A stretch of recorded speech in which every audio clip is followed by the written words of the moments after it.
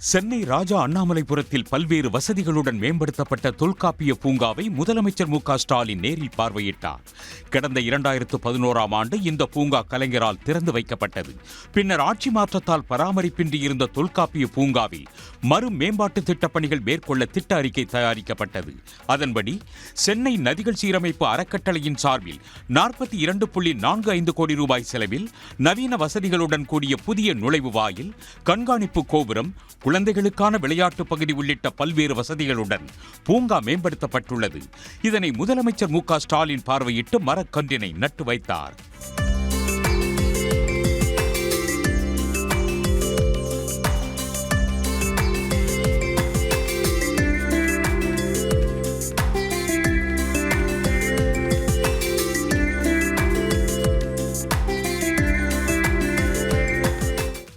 தொல்காப்பிய பூங்காவினை மக்களின் முழு பயன்பாட்டிற்கு விரைவில் கொண்டு வர வேண்டும் என்று அலுவலர்களுக்கு முதலமைச்சர் அறிவுறுத்தினார்.